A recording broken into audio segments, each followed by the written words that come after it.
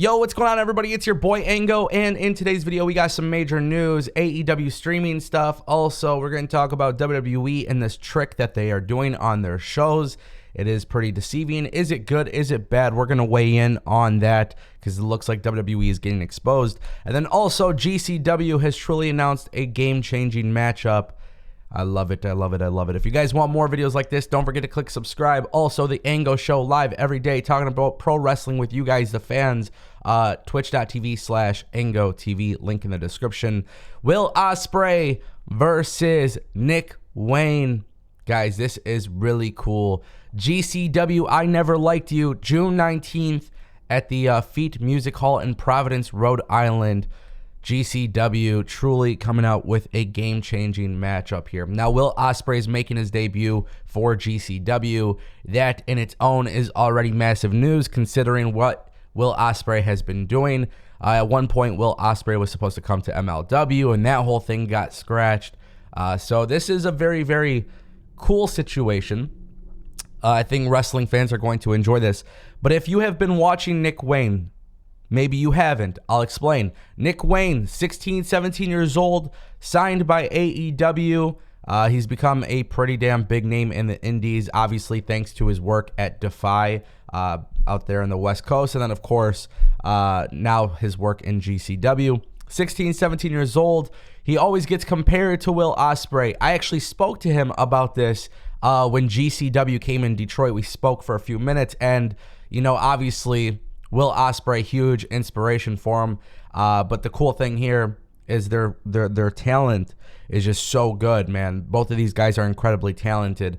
And it was inevitable. Like, when is this match going to happen, you know? And Nick Wayne is having this big marquee match, and he still hasn't even made his AEW debut because technically he can't until I think he's 18, if I remember correctly. So with that being said, this is just really awesome stuff. I'm happy that GCW is pulling this together, and shout out to Nick Wayne, shout out to Will Ospreay. That's going to be a banger of a match. GCW is not always just death matches and extreme violence. Yes, that's a big part of it. But recently, I feel like there's just been so much great action outside of that genre of pro wrestling, and that's the reason why you should check out GCW. Now, with that being said, I want to turn our attention to WWE, who has been noticeably editing old footage of crowd reactions from years ago into events today. Now, this is done within editing, so it's not live, but basically during the Madcap Moss Baron Corbin video recap, WWE used the crowd shots from the 2012 John Cena return as the Doctor of Thugonomics. And they've actually been doing this a lot recently. They just did this for WWE Evil, which was something, you know, I thought it was just kind of like a one-time thing, but the producers of WWE Evil used the Eddie Guerrero tribute show footage, the fan reactions, for Triple H and Stephanie McMahon. So, like, it's a really, really strange thing. And I'm kind of torn on this because when you really think about it, and let's actually think about this for just 1 second, right? In today's situation, WWE is entertainment. WWE is television.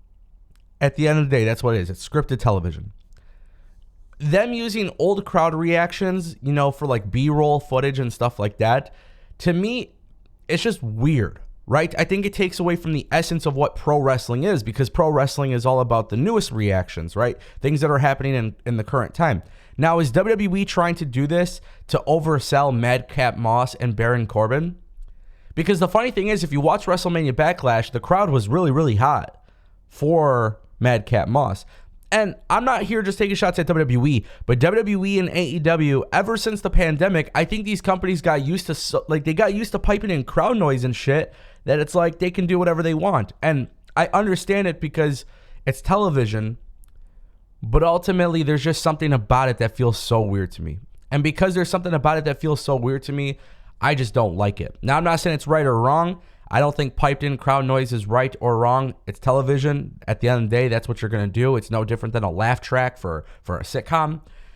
But it's just weird to me because the essence of the show is the crowd reactions. It is the people going wild. It's the people with their hands in the air going nuts for their favorite wrestlers. And the fact that this is something that we're seeing, I don't know. It's just it's a very weird thing to me. It's going to get redundant. But what do you guys think? WWE's been exposed.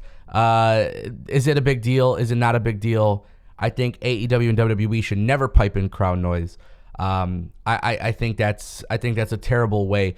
Crowd reaction, by the way, is to see if people are getting over, if they're getting popular. Now you're adding in crowd footage for WWE. It's strange. Yeah. Guys, let's talk about the AEW streaming stuff. Very, very interesting stuff. I've been a very big proponent of this. It's one of the things I really closely pay attention to on this channel. It's the streaming deal.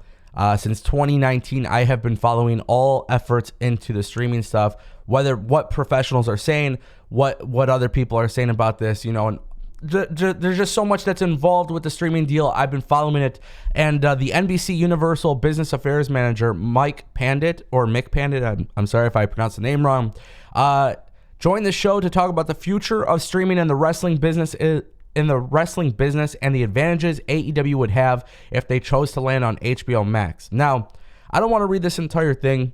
We'll put the article in the description. But basically what Pandit says is, I don't think AEW has maximized their ceiling domestically to the point where they need to start looking internationally. There's a large portion of the American audience for whom is under the age of 25, a very important demographic who, if you are not streaming your content, might as well not exist. To me, while I understand there are partnership concerns with AEW, they just got a deal with Warner a couple of years ago and want to be a healthy long-term partnership, and it might not look so great to say, hey, appreciate everything you've done for us, but we're going to sell this other show to Paramount. I think it's pretty bad that they're not currently, in 2022, able to be consumed on a streaming network, and the only place you can find their content is on cable television. This has been a big concern for AEW. It's the streaming deal. And obviously professionals realize that, but also professionals realize that AEW also has massive potential under a streaming deal. Now, when you look at WWE, you have Hulu and you have WWE Network on Peacock, and you have all of these different other outlets that you can go to. AEW is not in the same conversation. What I would assume that holds AEW back from streaming is the content library.